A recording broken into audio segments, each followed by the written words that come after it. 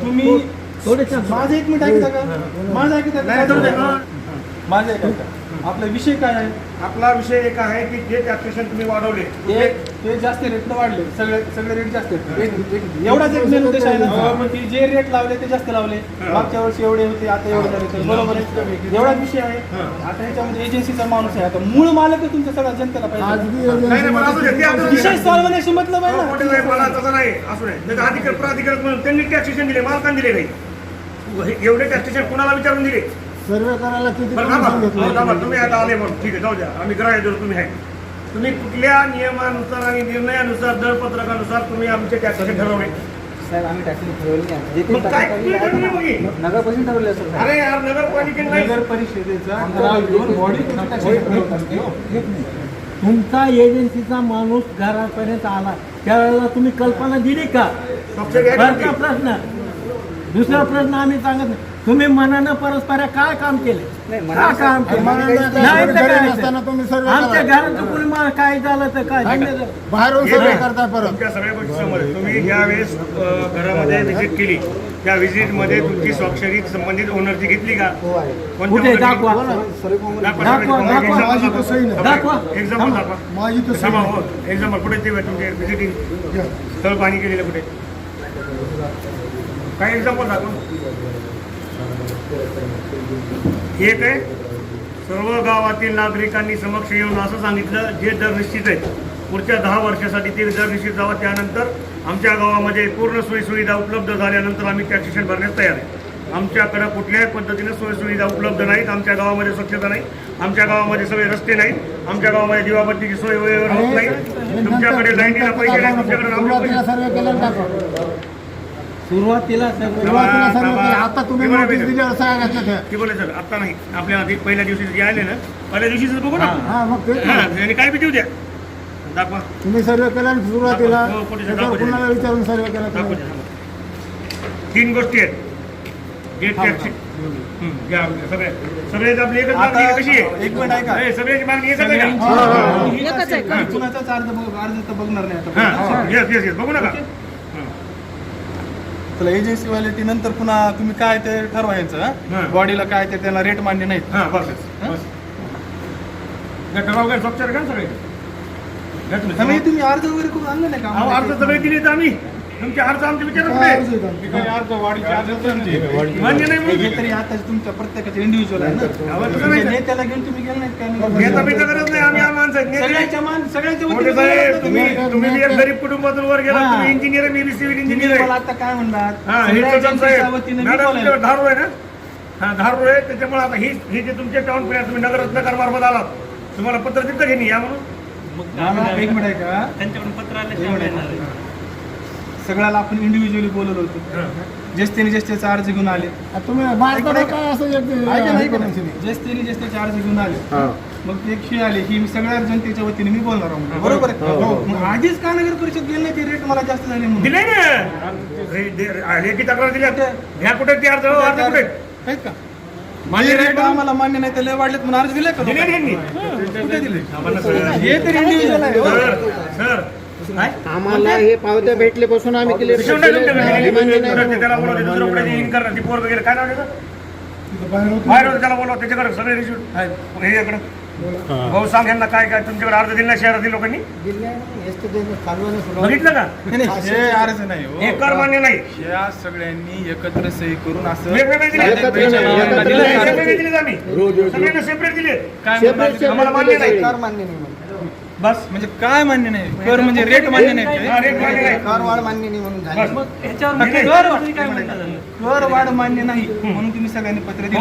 मग ही कशाला ठेवले? मुख्याधिकाऱ्यांनी बघायचं ना, कर वाढ नाही.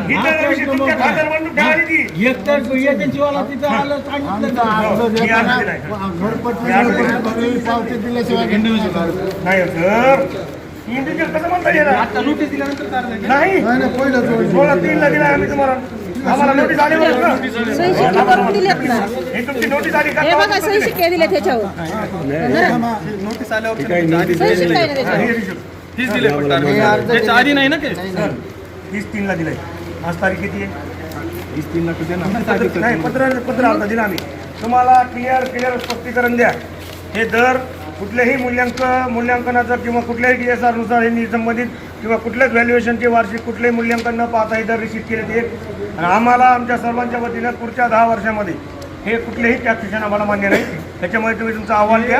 हे इथं तुम्ही चुकीच्या माणसापाशी बोलायला तुम्हाला पुढच्या अरे 10 यार, वर्षासाठी पोरं साहेब, आम्हाला एक मिनिट करतात. ऐका. इथं मी प्रत्येकाचे इंडिव्हिज्युअली करायला आलो. जर सगळ्याच लोकांना जर मान्य नसेल तर तुम्ही ते नगरपालिकेत जा. अहो, दिलं आम्ही इथे त्याला. येऊन काय फायदा आहे माझ्यापाशी? तुम्ही कशाला बोलवलं नव्हते ते? थांबा. हे ते इंडिव्हिज्युअल लोकांचंही करायचं आहे ते. नाही, individual. जर जर मान्य नसतील बाकीचं काही दुरुस्त करणार ना तुम्ही बाकीचे हेच करायला लागलात ना बाकीचे काय नगरपालिका तुमचं नाव सांगते, तुम्ही नगरपालिका त्यांचं एकदा बोलून तुमचं काय बोलणं सांगा. तुमचं उत्तर पुन्हा ऐकतो आम्ही. की हे जे तुम्हाला जे दर मागच्या ज्या 10 वर्षासाठी जे दर होते ते आता पुन्हा नंतर वाढवले आपण. 10 वर्षानंतर परत फेर आकारणी नाही, झाली. आता मागं वाढले. फेर किती वर्षानंतर झाली आपली? पहिल्याची किती होती? 14-15 15-16 होती का?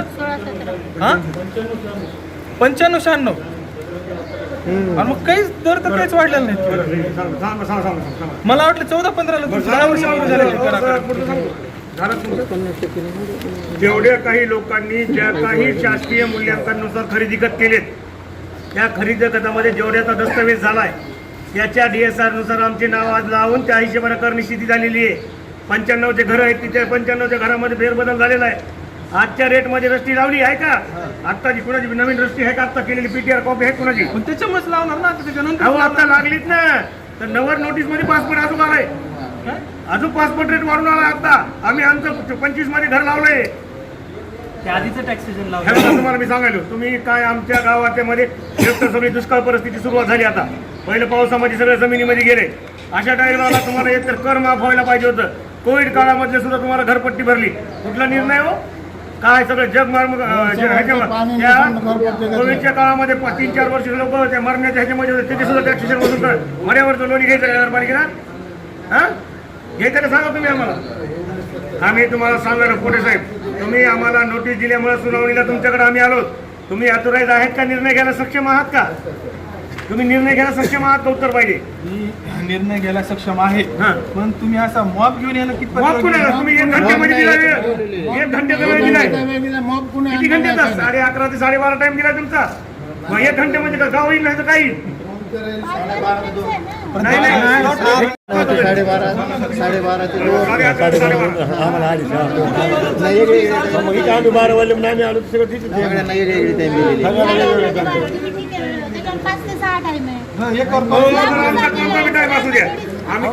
हो मॅडम आम्हाला काय ऐकायचं नाही. आम्हाला तुम्ही तुमचा अभिप्राय द्या.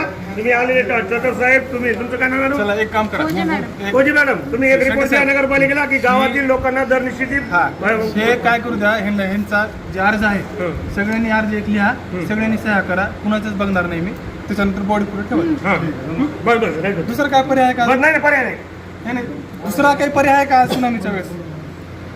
टॅक्स करा आपल्या कर अधीक्षक कर आणि प्रशासकीय अधिकारी कोण आहे? काय दुसरा पर्याय काय? इंडिव्हिज्युअल सुनावणीच घेत होतो. हे कसं? मी तुम्हाला काय म्हणणं पहिला सुरू ज्या माणसाचा अर्ज आहे आणि ज्याचा तो स्लॉट आहे त्या माणसाला स्टेजवर बोला. बाकीच्यांना खाली बसवा. हो तुम्ही मला काय समजा ही लोक म्हणजे का तुम्ही मालक नाही तो वाले लोक आहे. तुम्ही आमच्यावर फक्त घेऊ ह्या आमचे 2 मुद्दे तुम्हाला सरळ तुम्ही स्पष्टीकरण आहे. आमचा अर्ज देतो सामूहिक. तुम्ही तुमच्या नगरपालिकेला भेटावून द्या. सदरील ह्याच्यामध्ये निर्णय असा झाला की सर्वांमध्ये सर्व लोकांच्या आणि गावकऱ्यांच्या आणि मालमत्ता करधारकांच्या वतीने त्यांना दर निश्चिती मान्य नाही. जे काही पूर्ववत जे दर आहेत त्यानुसार आम्हाला दर देण्यात यावे. जे कर टॅक्स भरायला आम्ही तयार. चला लिहा अर्ज. कोण येणार आहे त्यांनी त्याच्यावर सगळ्यांच्या सह्या घ्या. हो, घेतो. खाली बसून घ्या. हो, घेतो. तुम्ही परेशान नका.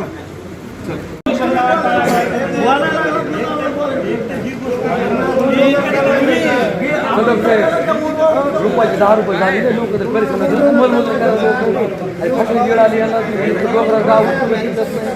तुम्ही का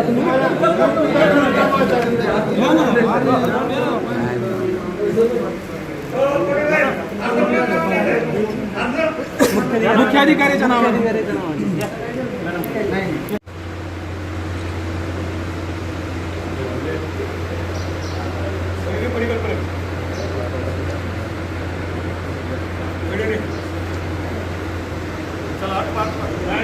आमचं काम आहे तुम्हाला 10 घंटे काम काय काम करा. काम जवळ तुम्ही नाही बंद नाही काम. काय होईल?